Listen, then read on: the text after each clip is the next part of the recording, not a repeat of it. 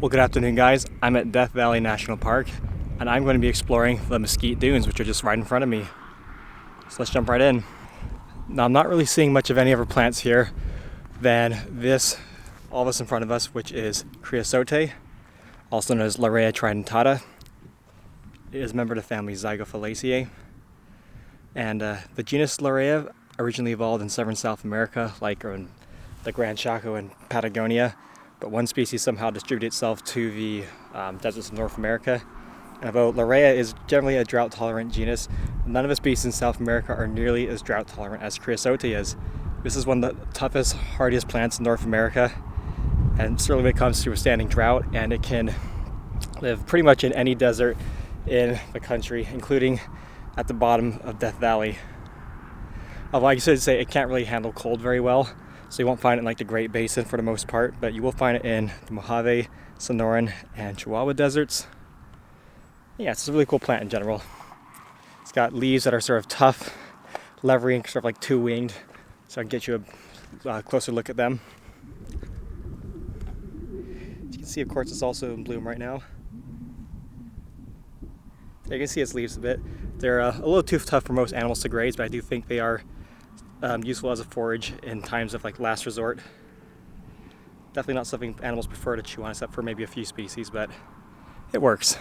And you see it's just growing everywhere here because it's really one of the few plants that can actually grow right at the bottom of Death Valley. Speaking of which, this area of the Mesquite Dunes is like around the widest point in Death Valley, I think 14 miles across. Badwater Basin gets lower, but the valley isn't quite as wide there. So it's a really cool spot. And I guess the sands just pile up against the mountains here and build up these dunes. It's getting sandier as I continue out. There's surely some other species that can survive on these dunes, but maybe not. At least for some animal species, but I'm not seeing a whole lot of plants. It could be the wrong time of year for them to be growing. Well, this is March, and in Death Valley, that's probably going to be the most hospitable time of the year to grow and, you know, just complete your life cycle as a plant, or at least for the year. Because every time of the year is either too cool or burning hot. There are some varieties of Creosote that are very well adapted to the dunes. I figure these must be some of them. Like they're able to like grow through the dunes, which is what dune adapted plants have to do to survive. They have to be able to send new shoots out after they're buried by sand, which then helps bind the dunes together and lets them grow even taller. Yeah, I bet they go quite deep beneath the surface, those plants. Whoa. Oh, it's not too windy right now. I'm sorry. It is so windy today. I didn't intend to come on such a windy day, but maybe this is the best time to demonstrate just what dunes are like. Okay, thankfully it's better on this side.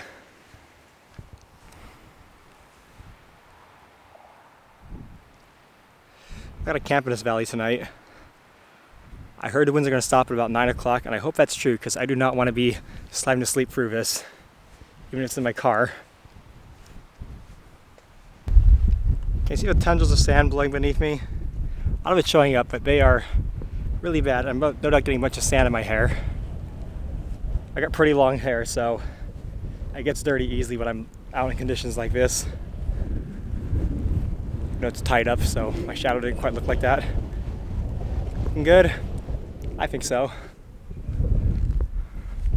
Oh God, it's so gross today.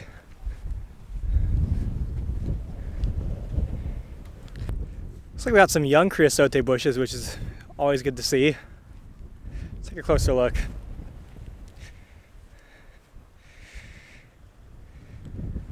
Yeah, the leaves are quite a lot larger, which is interesting.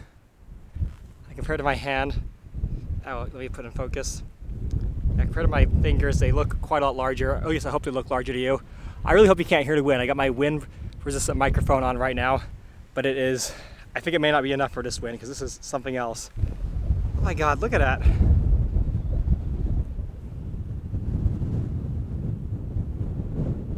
be fun if I unplugged it for a second.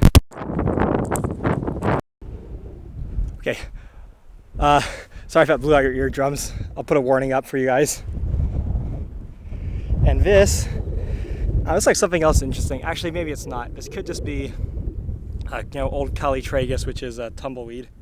Shame to see it growing here, so I figured I'd be able to do that. Actually, I don't know if it's a full-on plant. It looks like it might be an old tumble that just got buried in sand. Interesting. Let's check out that way.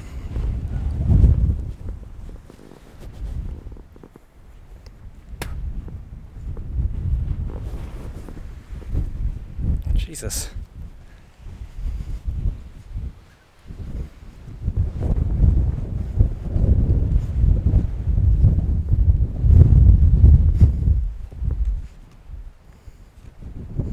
I don't know, maybe this is something native. It could be something like maybe Atriplex metallitra. I don't think so, but it just is possible. We got a nice blowout there. Whoa, speaking of blowout or whiteout.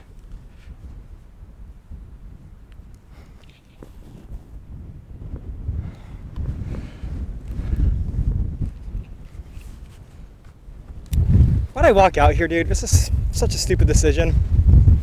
It's actually unbearable right now. That plant, by the way, according to Seek, yeah, I just looked it up on Seek, sue me. It's a Dicoria canescens, according to it, or desert twin bug, which is a pretty goofy name for a plant, I guess, but that's what it says. I'm not one to argue.